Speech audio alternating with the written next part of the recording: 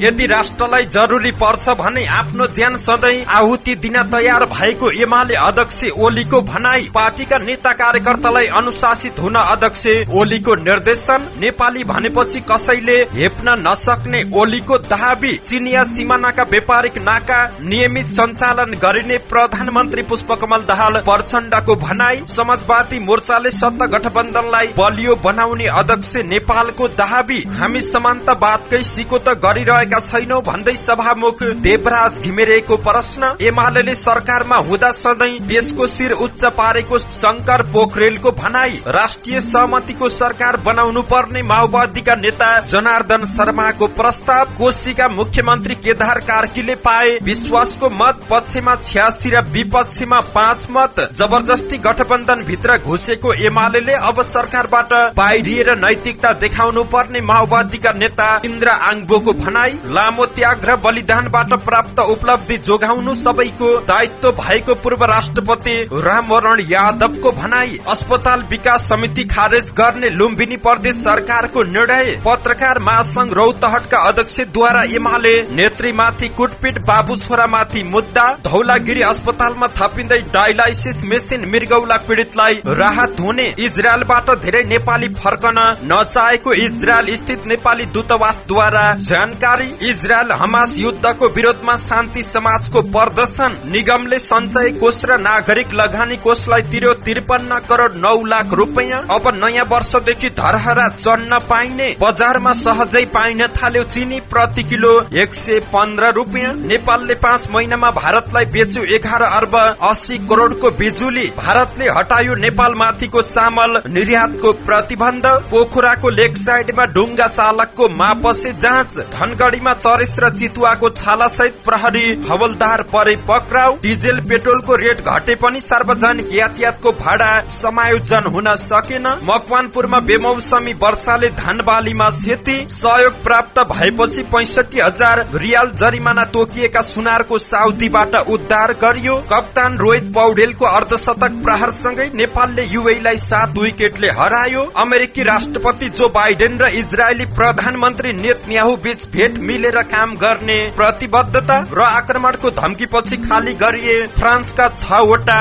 विमानस्थल। दर्शक महानुभाव नमस्कार, तपाईँ हेर्दै हुनुहुन्छ नेपाल पोस्ट। म गोविन्द चापागाई। आज मिति विक्रम सम्म 2080 कार्तिक महिनाको 2 गते बिहिबार, यसपेसम्म 2023 अक्टोबर 19 तारिक। यसैगरी आज असो शुक्ल पञ्चमी तिथि पनि रहेको छ। दर्शक महानुभाव सदा चाहिँ आज पनि उपस्थित भएका छौं। विशेष गरी देशको पछिल्लो राजनीतिक अवस्था के कस्तो रहेको छ त विभिन्न नेताहरूको भनाई, देश तथा विदेशमा घटेका घटना लगायत आज दिनभरि कहाँ के हुँदैछ त सम्पूर्ण जानकारीहरू लिएर यहाँ सामु उपस्थित भएका छौं। दर्शक महानुभाव, हामीलाई कुन ठाउँदेखि हेर्दै हुनुहुन्छ अनि कस्तो लाग्दैछ त हामी प्रति कुनै प्रतिक्रिया छन् भने कृपया तलको कमेन्ट बक्समा आफ्नो प्रतिक्रिया उल्लेख गर्न सक्नुहुन्छ। तपाईको प्रतिक्रियालाई मनन गर्दै अगाडि बढ्नेछौं। शुभ बिहानी सँगै समाचारको दैलो उघारौं। राष्ट्रलाई जरुरी पर्छ भने आफ्नो ज्यान नै आहुति दिन तयार भएका एमाले अध्यक्ष ओलीको भनाइको प्रसंगबाट। नेकपा एमालेका अध्यक्ष केपी शर्मा ओलीले केही तत्त्वहरूले देश बिगार्न खोजिरहेको टिप्पणी गरेका छन्। विविधताको नाममा केही तत्त्वहरूले आयातित विविधता भित्राएर देशमा अशान्ति मचाउन खोजेको उनको आरोप रहेको छ। बुधबार एमाले निकट राष्ट्रिय भूतपूर्व सैनिक तथा प्रहरी संगठन दशैं तिहार तथा छठ पर्वको शुभकामना आदान प्रदान कार्यक्रममा उनले देश बिगार्न खोज्ने त्यस्ता खाले तत्त्वका विरुद्ध एमाले सशक्त भएर उभिने बताएका छन्। देशलाई जरुरी पर्दा एमाले पंक्ति आफ्नो ज्यान आहुति दिन पनि तयार भएको उनको भनाई रहेको छ। देश बिगार्न अनेक खाले तत्त्वहरूले खोजिरहेका छन्। हामी शान्तिको पक्षमा रहेका छौं र सधैँ शान्तिको पक्षमा हुनेछौं। राष्ट्र अप्ठ्यारोमा पर्छ भने एउटा मात्र कन्डिसन, राष्ट्र अप्ठ्यारोमा पर्छ भने हाम्रो चिन्ह खुकुरी र दण्डाक्रम भएको छ, हाम्रो लोगो खुकुरी र दण्डाकरस भएको छ। राष्ट्रलाई जरुरी पर्छ भने हामी सधैँ आफ्नो ज्यान आहुति दिन तयार रहेका छौं ओलीको भनाई रहेको छ। विविधतालाई विभेदको विषय बनाइन नहुने उनको तर्क रहेको छ। यसै गरी एमालेका अध्यक्ष केपी शर्मा ओलीले पार्टी नेता कार्यकर्ता प्रति असन्तुष्टि जनाएका छन्। दशैं शुभकामना कार्यक्रमलाई सम्बोधन गर्दै केही नेता कार्यकर्तालाई सदस्यता लिएकै भोलिपल्ट माथिल्लो पदमा पुग्न अनुशासनहीन प्रवृत्ति देखाउन थालेको उनको भनाई रहेको छ। ओलीले भने आज समाजमा एउटा प्रवृत्ति रहेको छ, जति अनुशासनहीन भयो, जति उश्रृंखल भयो, जति जथाभावी बोल्यो केही हुनेवाला छैन, महान हुन खोजेको होला त्यो प्रवृत्ति एउटा रहेको छ। आफूलाई कुछ देखाउनको लागि अनुशासनहीनताको सहारा लिने प्रवृत्ति बढेको छ।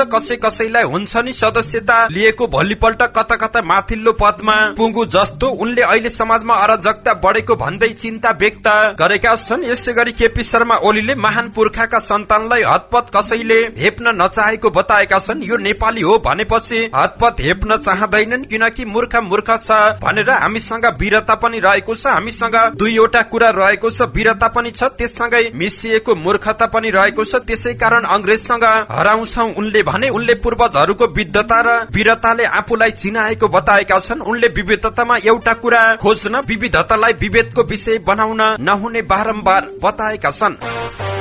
प्रधानमन्त्री पुष्पकमल दाहाल प्रचण्डले चीनको सिमानामा रहेको व्यापारिक नाका नियमित सञ्चालन हुने बताएका छन्। नेकपा माओवादी केन्द्र मुस्ताङ शाखाले हिजो जोमसममा आयोजना गरेको कार्यकर्ता भेलालाई सम्बोधन गर्दै उनले हालै चीन भ्रमणको क्रममा 14वटा व्यापारिक नाका नियमित सञ्चालन गर्ने समझदारी भएको जानकारी दिएका छन्। प्रधानमन्त्री दाहालले कार्यक्रम अघि हेलिकप्टरबाट कोरोला नाका, लोमान्थाङ, मुक्तिनाथ र गत साउनको बाढीले क्षति पुगेको कागबेनी निरीक्षण गरेका थिए। कोरोला नाका जोड्ने काली गण्डकी करिडोर सड़क स्तर उन्नतिलाई पूर्णता दिन सरकारले प्राथमिकता दिएको पनि उनले जानकारी दिएका छन्। नेपालको प्रमुख चुनौतीका रूपमा रहेको भ्रष्टाचार विरुद्ध सरकारले थालेको सुशासनको अभियान नरोकिने पनि दाहालको दाबी रहेको छ। गठबन्धनले 5 वर्ष सरकार चलाउने बताउँदै उनले सत्ता बाहिर रहँदा केही नेताहरूलाई छटपटी भएको टिप्पणी गरेका छन्। नेकपा एकीकृत समाजवादीका अध्यक्ष एवं पूर्व प्रधानमन्त्री माधव कुमार नेपालले समाजवादी मोर्चाले सत्ता गठबन्धनलाई बलियो बनाउने बताएका छन्। नेकपा एकीकृत समाजवादी जिल्ला कमिटी भक्तपुरले आयोजना गरेको शुभकामना आदान प्रदान कार्यक्रममा उनले संविधान असफल बनाउने प्रयास भइरहेको आरोप पनि लगाएका छन्। पार्टीले समाजवादी जागरण, रोजगारी, सुशासन, समृद्धिको विषयलाई केन्द्र बिन्दुमा राखेर अगाडि बढेको बताउँदै नेता नेपालले भ्रष्टाचार र व्यक्तिवादबाट मुक्त भयो भने मात्र त्यसको सही कार्यान्वयन हुने बताएका छन्। पछिल्ला समय नयाँ आएका दलले पुराना दल र तिनका नेता कुनै काम लाग्दैनन् भन्ने भाष्य निर्माण गर्न खोजिएको भन्दै उनले जनताले सक्कली र नक्कली कुराको पहिचान गर्न सक्नुपर्ने बताएका छन्। सभामुख देवराज घिमिरेले उच्च तहका नेता र पदाधिकारी बोलाएर कार्यक्रमको उद्घाटन गर्नु समान्तवादकै सिको भएको बताएका छन्। बुधबार काठमाडौँमा फोटो पत्रकार केशवराज थोकरद्वारा पुस्तकको लोकार्पण कार्यक्रमलाई सम्बोधन गर्दै उनले यस्तो बताएका हुन्। उनले उच्च तहका नेता र नेतृत्वमा रहेका व्यक्तिहरूलाई बोलाएर कार्यक्रम उद्घाटन गर्ने परम्परा हटाउन जरुरी भएको बताएका छन्। उनले पुस्तक विमोचन कार्यक्रममा साहित्यकार वा पत्रकारितामा जीवन बिताएका लेखकको पुस्तक भएकाले पत्रकारहरू नै प्रमुख अतिथि बनाउन योग्य हुने उनको भनाई रहेको छ। राजतन्त्र हुँदा राजा वा राजाको परिवारहरू विभिन्न ठाउँमा गएर उद्घाटन, शिलान्यास लगायतका कार्यक्रम हुने बताउँदै अहिले पनि सोही कुरालाई निरन्तरता दिनु सामन्तवादकै सिको भएको बताएका छन्।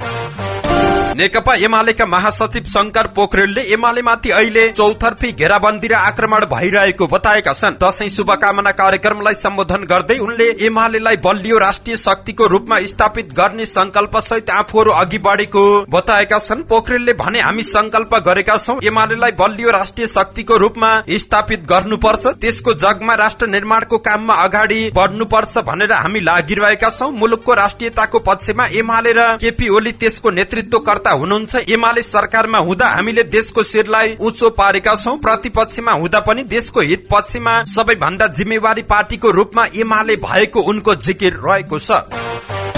नेकपा माओवादी केन्द्रका उपमहासचिव जनार्दन शर्माले राष्ट्रिय सहमतिको सरकार बनाउनु पर्ने आवश्यकता औंलाएका छन्। बुधबार पार्टीको काठमाडौँ महानगर कमिटी वडा नम्बर 16 ले दशैंको अवसरमा आयोजित शुभकामना तथा चियापान कार्यक्रमलाई सम्बोधन गर्दै शर्माले यस्तो बताएका हुन्। उनले सरकारको नेतृत्वमा अहिलेदेखि नै भागबण्डा गर्दा कामको गतिमा प्रभाव नदेखिएको बताएका छन्। पूर्व अर्थमन्त्री समेत रहेका नेता शर्माले भने पार्टीहरूको बीचमा प्रतिस्पर्धाको चुनाव हुन्छ, पूर्ण समानुपातिक भयो भने झन राम्रो हुन्छ। त्यो चुनावबाट आइसकेपछि आज देशलाई राष्ट्रिय सहमतिको खाँचो रहेको छ। राष्ट्रिय सहमति गरेर जानुपर्छ। यदि राष्ट्रिय सहमति गर्ने होइन भने के देखियो भने सरकार पनि कति दिन चल्ने, कति महिना चल्ने भन्ने प्रश्न। 2 वर्ष एउटालाई भाग, 1 वर्ष एउटालाई भाग, 2 वर्ष अर्कालाई भाग लाउँदा लाउँदै सरकारको पनि गति नआउने, प्रतिपक्ष र सत्ता पक्षले एकले अर्कालाई सत्तोश्राप गाली गर्ने, एकले अर्कालाई दमन गर्ने, एकले अर्कालाई गाली गर्ने कुरा भएको छ। यो कुराको अन्त्य गरेर राष्ट्रिय सहमतिका आधारमा मन्त्रीमण्डल बनाउने, राष्ट्रिय सहमतिमा मन्त्रीमण्डल बनाएर सबै पार्टीलाई समेट्ने उनको भनाइ रहेको छ।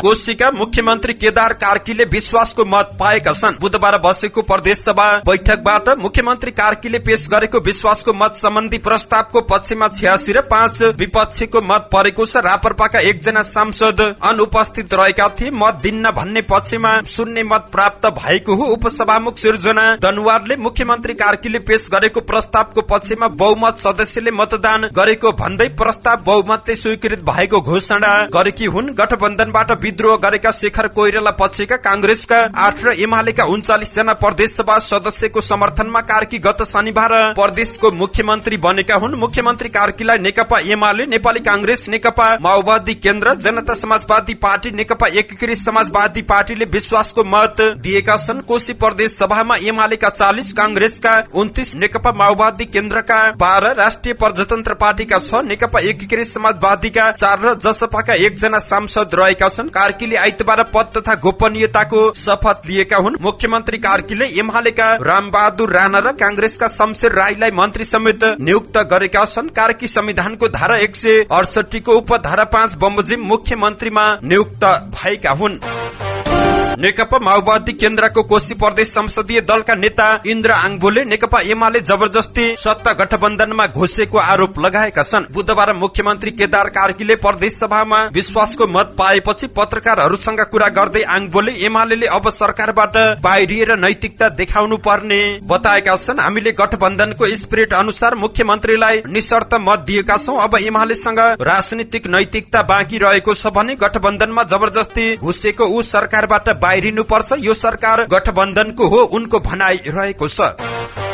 पूर्व राष्ट्रपति डाक्टर रामवरण यादवले लामो त्याग र बलिदानबाट प्राप्त उपलब्धिलाई जोगाउनु सबैको दायित्व भएको बताएका छन्। 2007 सालको क्रान्तिदेखि नै लोकतन्त्र र संविधान सभाको आवाज उठाउने खुशीलाल मण्डलको नागरिक अभिनन्दन कार्यक्रममा हिजो बुधबार राजविराजमा पूर्व राष्ट्रपति डाक्टर यादवले यस्तो बताएका हुन्। लोकतन्त्र, गणतन्त्र, संघीयता, समावेशिता, धर्म निरपेक्षता लगायतका महत्वपूर्ण उपलब्धिहरूले देश जागृत भएको बताउँदै उनले ती उपलब्धि जोगाउनु पर्ने धारणा राखेका छन्। संघीयता र गणतन्त्र हातबाट जान दिन हुँदैन उनले भने। गल्तीहरू सुधार गरी अझ मजबुत बनाउनु पर्छ। धेरै सकारात्मक कार्यहरू भएका छन् र धेरै सकारात्मक कार्य गर्न बाँकी रहेका छन्। विगतमा मधेस स्वर्ग रहेको चर्चा गर्दै उनले चुरे र चुरे तलको जंगलको विनाशका कारण मधेसको भूमि मरुभूमिमा परिणत हुने अवस्था सिर्जना भएको पनि बताएका छन्। लुम्बिनी प्रदेश सरकारले अस्पताल विकास समिति गठन खारेज गरेको छ। मन्त्री परिषद बैठकले प्रदेश सरकार अन्तर्गत रहेका 13 वटा अस्पतालका अस्पताल विकास समिति गठन आदेशहरू खारेज गर्ने निर्णय गरेको गृह मन्त्री सन्तोष कुमार पाण्डेले जानकारी दिएका छन्। उनले अस्पताल विकास समिति गठन तथा सञ्चालन नियमावली 2080 स्वीकृत समेत गरिएको छ। त्यस्तै स्वास्थ्य संस्था स्थापना, सञ्चालन, नवीकरण तथा स्तर उन्नति, चौथो संशोधन नियमावली 2080 स्वीकृत गर्ने निर्णय गरिएको छ। 40 वर्ष भन्दा माथिको लागि नसर्ने मधुमेह, उच्च रक्तचाप र मृगौला रोग स्क्रिन कार्यक्रम सञ्चालन कार्यविधि 2080 स्वीकृत गर्ने, ज्येष्ठ तथा अति अशक्त नागरिकसँग स्वास्थ्य कर्मी कार्यक्रम सञ्चालन कार्यविधि 2080 स्वीकृत गर्ने निर्णय भएको छ। नेपाल पत्रकार महासंघ रौतहटका अध्यक्ष प्रेमचन्द्र झा र उनका छोरा अविनाश झा माथि प्रहरीमा ज्यान मार्ने उद्योग तथा अंगभंग सम्बन्धी मुद्दा दर्ता भएको छ। गौर नगरपालिका 3 की 45 वर्षीय सुनिता कुमारी श्रीवास्तवलाई निर्घात कुटपिट गरेको आरोपमा पत्रकार झा र उनका छोरामाथि जिल्ला प्रहरी कार्यालय रौतहटमा मुद्दा दर्ता भएको छ। रौतहटका प्रहरी प्रमुख एसपी महेन्द्र श्रेष्ठले पीड़ित महिलाका श्रीमान मनोज वर्माले पत्रकार झा र उनका छोरामाथि मुद्दा दर्ता गराएको जानकारी दिएका छन्। उनले अविनाश झा पक्राउ परेको र थप अनुसन्धान भइरहेको बताए। कुटिएकी सुनिता नेकपा एमालेकी प्रदेश प्रतिनिधि रहेकी छिन्। सुनिता र प्रेमचन्दको घर जोडिएका रहेका छन्। सुनिताले घरको भेन्टिलेसन खोल्दा समस्या भएको भन्दै प्रेमचन्द्रले विवाद गर्दै आएका थिए। भेन्टिलेसन नखोल्ने सहमति तोडिएको भन्दै पत्रकार झा र उनका छोराले सुनिता माथि मरणासन्न हुने गरी कुटपिट गरेको बुझिएको छ। सुनिताको अहिले वीरगञ्ज स्थित नेशनल मेडिकल कलेजमा उपचार जारी रहेको छ। घटनापछि पत्रकार झा फरार रहेका छन्। उनको खोजी गरिरहेको प्रहरीले जानकारी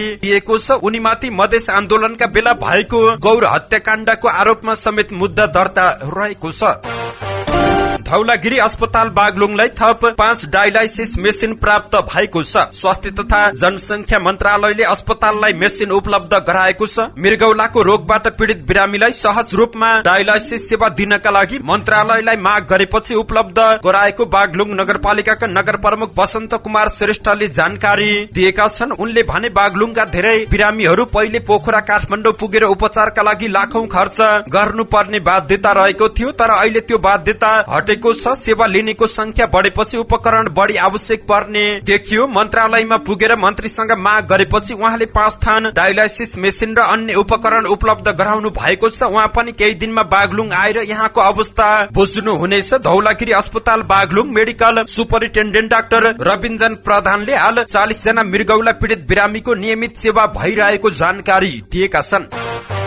प्यालेस्टाइनी समूह हमाससँगको युद्धबाट ग्रस्त इजरायलमा रहेका धेरै नेपालीले स्वदेश फर्कन अस्वीकार गरेको जानकारी प्राप्त भएको छ। इजरायलको तेल अभिव स्थित नेपाली राजदूतावासका अनुसार आक्रमणको सुरुवाती समयमा अनलाइन नाम दर्ता गरेका नेपालीहरू पुनः सम्पर्कमा आउन छाडेका छन्। दूतावासका प्रथम सचिव अर्जुन घिमिरेका अनुसार मंगलबार भारतले आफ्नो उद्धार विमानमा नेपालीको लागि 20 वटा सीट उपलब्ध गराए पनि 18 जना मात्रै सम्पर्कमा आएका थिए। यसले पनि नेपाल फर्कन चाहेका नागरिकहरूको मनस्थिति बदलिएको देखिन्छ। प्रथम सचिव घिमिरेको भनाई रहेको छ, दूतावासले नेपाल फर्कन चाहनेहरूका लागि आवश्यक व्यवस्था गर्ने सार्वजनिक सूचना नै जारी गरेको छ। दूतावासले आक्रमण शुरू भएको तेस्रो दिनदेखि नेपाल फर्कन चाहनेको विवरण माग गरेको छ। त्यसरी सूचना जारी गर्दा नाम दर्ता गराएका करिब 400 भन्दा बढी मध्ये 254 जना मात्रै पहिलो चरणको उद्धारमा नेपाल फर्किएका थिए। त्यसपछि मंगलबार थप 18 जनालाई भारतीय विमानको सहयोगमा दिल्ली हुँदै नेपाल ल्याइएको छ। पहिलो चरणमा नेपाल फर्कने 254 जना सबै विद्यार्थी थिए भने यो चरणमा श्रमका लागि गएकाहरू बढी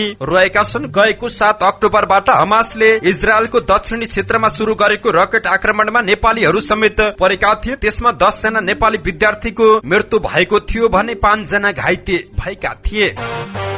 प्यालेस्टाइनी चरमपन्थी समूह हमासले इजरायलमा गरेको आक्रमणपछि यति बेला जवाफी कारबाही स्वरूप इजरायलले गाजामा भीषण कारबाही गरिरहेको छ। पछिल्लो समय हमासले जस्तै इजरायलले पनि अस्पतालमा बम खसाल्ने, निर्दोष नागरिकको हत्या गर्ने मानव विरोधी काम गरिरहेको छ। यसैबीच इजरायल हमास युद्धको विरोधमा शान्ति समाजले नेपालमा प्रदर्शन गरेको छ। समाजले बुधबार बौद्ध स्तूप मूल गेट अगाडि उभिएर करिब आधा घण्टा प्रदर्शन गरेका छन्। उनीहरूले दुवै पक्षलाई मानवता विरोधी काम नगर्न आग्रह गरेका छन्। प्रदर्शनका क्रममा उनीहरूले द्वन्द्वका क्रममा हराइरहेका विपिन जोशीको खोजीको माग गरेका छन्।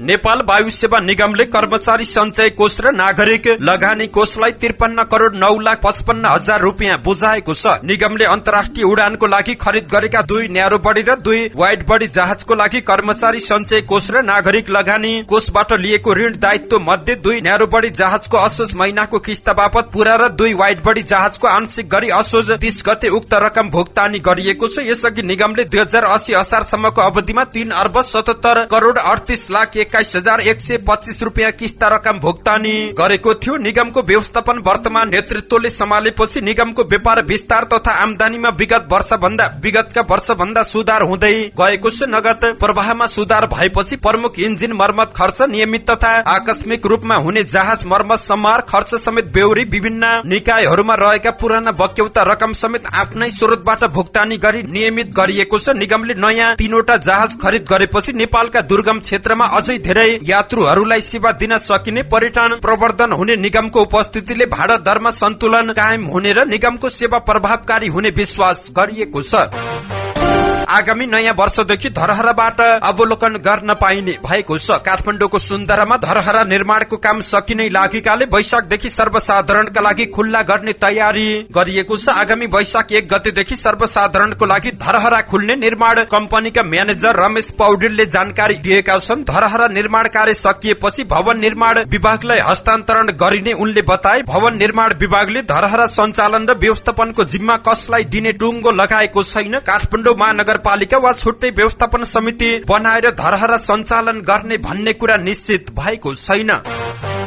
अब उपभोक्ताले बजारमा सहजै चिनी किन्न पाउने भएका छन्। दशैंको मुखमा चिनीको हाहाकार भएपछि वाणिज्य विभागले उद्योगलाई चिनी दिन आग्रह गरेको थियो। सोही अनुरूप एभरेस्ट सुगर मिलले चिनी दिन थालेको वाणिज्य विभागका महानिर्देशक तीर्थ चिलवालले जानकारी दिएका छन्। चिनी बजारमा आउन थालिसक्यो उनले भने अब समस्या रहेको छैन। उनका अनुसार उद्योगमा पेप्सी, कोका कोला लगायत कम्पनीले माग अर्डर गरेको चिनी मौजात रहेको छ। सोही चिनी उद्योगले अहिले बजारमा पठाएको छ। उद्योगबाट हिजो बुधबार 4 ट्रक चिनी बजारमा आइसकेको छ। सो परिमाणको चिनी काठमाडौँ उपत्यकाका सबै खुद्रा पसलमा जानेछ। आज 10 ट्रक आउँछ उनले भने। व्यापारीले पैसा दिने बित्तिकै उद्योगले चिनी उपलब्ध गराउनेछ। उनका अनुसार उद्योगबाट सिधै खुद्रा व्यापारीले चिनी ल्याउनेछन्। व्यापारीलाई आफूले खरिद गरेको मूल्यमा 2 देखि 3 रुपियाँ मात्रै नाफा राखेर बेच्न आग्रह गरिएको छ।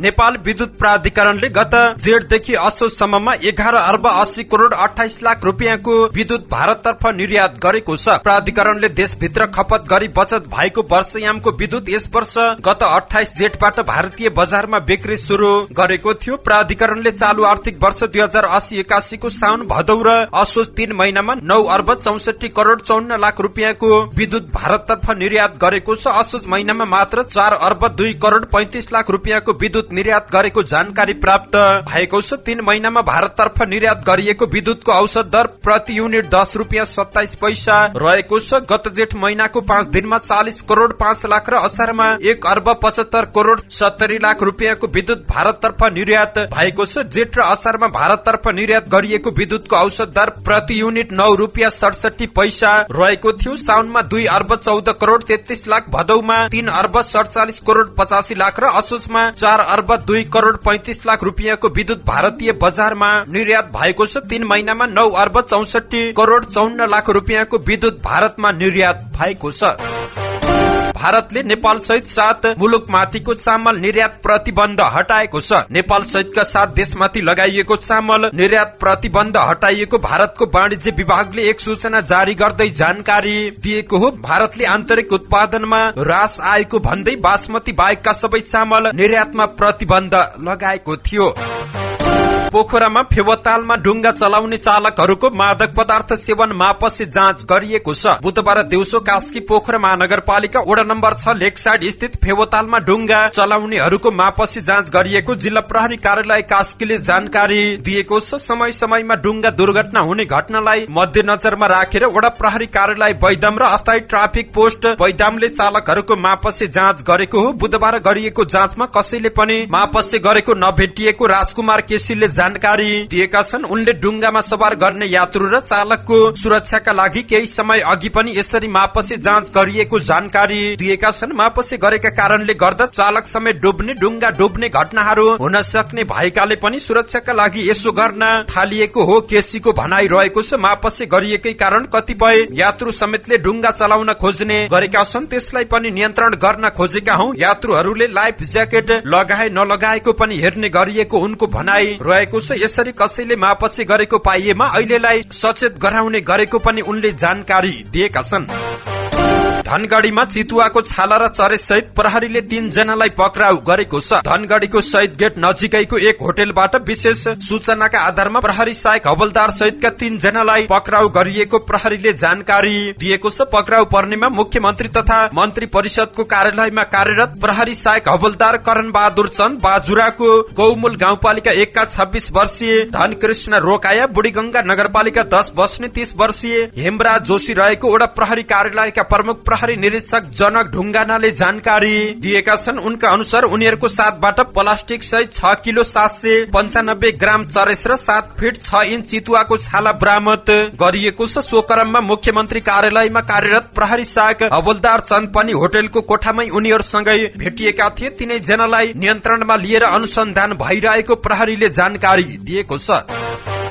पेट्रोलियम पदार्थको मूल्य घटे पनि सार्वजनिक सवारी साधनको भाडा समायोजन हुन सकेको छैन। बागमती प्रदेशभित्र अन्तर स्थानीय तह चल्ने सार्वजनिक सवारीका साधनको भाडा समायोजनमा ढिलाइ भएको छ। पेट्रोलियम पदार्थको मूल्य घटेसँगै प्रदेशको श्रम रोजगार तथा यातायात मन्त्रालय बागमती प्रदेशले सवारी साधनको भाडा समायोजन गर्नुपर्ने हुन्छ। तर मन्त्रालयले पेट्रोलियम पदार्थको मूल्य घटेको 4 दिन बित्दा समेत सार्वजनिक सवारी साधनको भाडा दर भने घट्न सकेको छैन। नेपाल आयल निगमले गत असोज 28 गते पेट्रोलियम पदार्थको मूल्य घटाएको थियो, जस अनुसार डिजेलको मूल्य प्रति लिटर 5 रुपियाँ र पेट्रोलको 11 रुपियाँले घटेको छ। मूल्य घटेसँगै हाल पेट्रोलको मूल्य प्रति लिटर 172 रुपियाँ पर्नेछ भने डिजेलको मूल्य प्रति लिटर 168 रुपियाँ पर्नेछ। मन्त्रालयका सूचना अधिकारी खगेन्द्र पौडेलका अनुसार नियमावली अनुसार पेट्रोलियम पदार्थको मूल्यमा 5% भन्दा बढी मात्रा फरक पर्न गएको खण्डमा मात्र भाडा समायोजन हुने गरेको छ। पछिल्लो समय पेट्रोलियम पदार्थको मूल्यमा आएको परिवर्तन 5% नभएकाले भाडा समायोजन नगरिएको जानकारी दिएका छन्। बेमौसमी वर्षाका कारण धान बालीमा क्षति भएपछि किसान चिन्तित भएका छन्। मंगलबार राति आएको हावा सहितको पानीले धान बालीमा क्षति पुर्याएको छ। मकवानपुर गढी गाउँपालिका 5 सिमलटार धादिङ फाँड सहित गाउँपालिकाको विभिन्न स्थानमा लगाइएका धान बालीमा क्षति पुगेको स्थानीय किसानको गुनासो रहेको छ। सिमलटारका किसान एट बहादुर बस्नेतका अनुसार धान भित्राउने समयमा हावाहुरीले खेतमै धान ढलेको बताएका छन्। धान भित्राउन जुटेका किसान बाली नोक्सान भएपछि चिन्तित भएका छन्। अझै वर्षा भएमा पाकेको धान बाली खेतमै कुहुने किसानको चिन्ता बढेको छ। वैदेशिक रोजगारीको सिलसिलामा साउदी अरेबिया पुगेका दुर्गा बहादुर सुनारको महावाणिज्य दूतावासको अगुवाईमा उद्धार गरी नेपाल पठाइएको छ। जेद्दा स्थित नेपाली कन्सुलेट जनरलले सूचना जारी गर्दै सुनारको उद्धार गरिएको जानकारी दिएका छन्। लाइसेन्स बिना रोजगारदाताको अनुमति नलिई सवारी साधन चलाउँदा भएको क्षति सहितको जरिमाना गरी 60,000 रियाल सुनारले तिर्नुपर्ने, जसमा महावाणिज्य दूतावासको पहलमा 45,000 रियाल तिर्नुपर्ने थियो भने 20,000 रियाल भने मिनाहा गरिएको थियो। वाणिज्य दूतावासले सम्पूर्ण भिसा प्रक्रिया पूरा गरी सुनारलाई नेपाल पठाइएको सूचना मार्फत जानकारी गराएको छ। महावाणिज्य दूतावासले सुनारको उद्धारका लागि संघ संस्थान एवं व्यक्तिहरूलाई अपील गरेको थियो। कप्तान रोहित पौडेलको अर्धशतक प्रहारसँगै नेपालले युएईलाई 7 विकेटले हराएको छ। त्रिकोणात्मक सिरिज अन्तर्गत युएईले दिएको 141 रनको लक्ष्य पछ्याउँदै नेपाल विजयी भएको छ। नेपालका लागि कप्तान पौडेलले 40 बलमा 5 चौका प्रहार गर्दै अभिजित 51 रन बनाए भने दिपेन्द्र सिंह एरी 34 रनमा अभिजित रहेका हुन्। 23 बल खेलेका एरीले 3 चौका र 1 छक्का प्रहार गरेका थिए। त्यस्तै कुशल भोर्तेल 14, आसिफ शेख 23 र कुशल मल्ल 11 रन बनाउँदै आउट भएका हुन्। यसअघि मुलपानी रंगशालामा बुधबार टस हारेर ब्याटिङको निम्तो पाएको युएईले 7 विकेटको क्षतिमा 140 रन बनाएको थियो। नेपालका लागि करण केसीले 3 विकेट लिएका छन्। त्यस्तै गुलसन झाले 2 र सोमपाल कामी र अविनाश बोहराले 1-1 विकेट लिएका हुन्।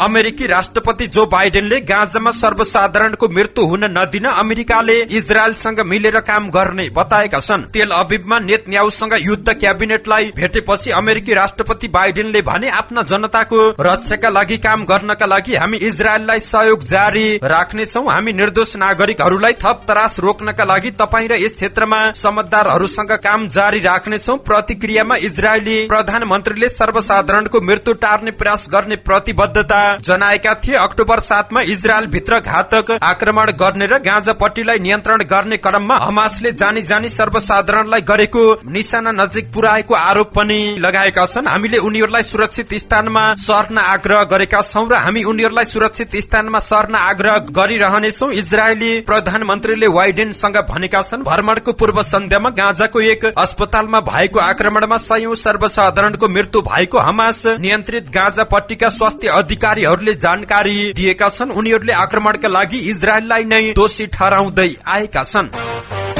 आक्रमणको धम्की सहितको इमेल प्राप्त भएपछि फ्रान्सका 6वटा विमानस्थल बुधबार खाली गरिएका छन्। उत्तरी फ्रान्सको लिले एयरपोर्टले बमको खतराको कारणले सुरक्षाको कदम चाल्दै विमानस्थल खाली गरिएको जानकारी दिएको छ। दक्षिणी शहर टुलुसको एयरपोर्टले पनि बमको धम्कीका कारण खाली गरिएको र केही समय उडान रोकिएको जानकारी दिएका छन्। यस्तै पूर्वी फ्रान्सको लियोन ब्रोन एयरपोर्ट र दक्षिण शहर नाइसको एयरपोर्ट पनि खाली गराइएको र पछि फेरि सञ्चालनमा आइसकेको जानकारी प्राप्त भएको छ। यसैबीच पेरिस नजिकैको भर्साइलको दरबारबाट समेत त्यहाँ आएका अवलोकनकर्ताहरूलाई खाली गरिएको बताइएको छ। यो दरबारमा एक हप्ता भन्दा कम समयमा तेस्रो पटक खाली गराइएको छ। गत हप्ता उत्तरी शहर अरासको एक विद्यालयमा चक्कु प्रहारको घटनापछि फ्रान्सले आफ्नो सुरक्षा सतर्कतालाई उच्च स्तरमा पुर्याएको छ। धन्यवाद। यस्तै ताजा समाचारको लागि नेपाल पोस्ट हेर्दै गर्नुहोला।